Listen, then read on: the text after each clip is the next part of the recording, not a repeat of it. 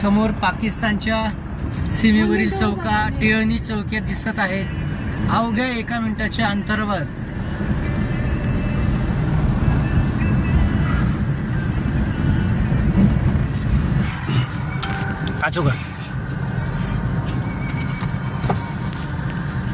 समोर पाकिस्तानची बाउंड्री आणि फेन्सिंग दिसत आहे.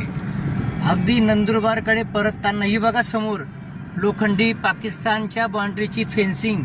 अर्धे शेतं भारताच्या पंजाब भागात आहेत आणि अर्धी शेतं पाकिस्तानमध्ये आहेत. अत्यंत अद्भुत आणि अविस्मरणीय असा क्षण. समोर पाकिस्तानची बाउंड्री माझ्या कुटुंबियांसोबत प्रवास करताना मला बघायला मिळाली. खूप छान अनुभव, अद्भुत अनुभव.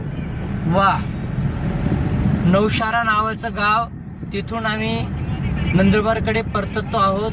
अटारीपासून अवघ्या 10 ते 15 किलोमीटर अंतरावर हे गाव आहे. समोर पाकिस्तानची चौकी सुद्धा दिसत आहे. राजूभाऊ थोडं हळू चालवा.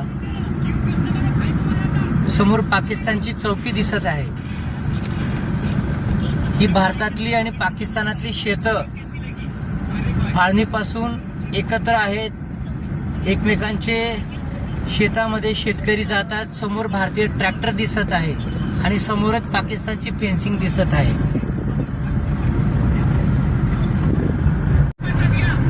अगदी अर्धा किलोमीटर अंतरावर पाकिस्तानची बाउंड्री. अटारी गावाच्या पुढे फिरोजपूरकडे जाताना अगदी समोर पाकिस्तानची बाउंड्री दिसत आहे. सूर्य कलंडत आहे. सायंकाळची वेळ आहे. वाघा बॉर्डरवरून परतताना अमृतसरनं जाता दुसऱ्या मार्गाने आम्ही परतत आहोत आणि समोरच फेन्सिंग दिसते आहे. अगदी जवळच पाकिस्तानची बाउंड्री. खूपच वेगळा अनुभव.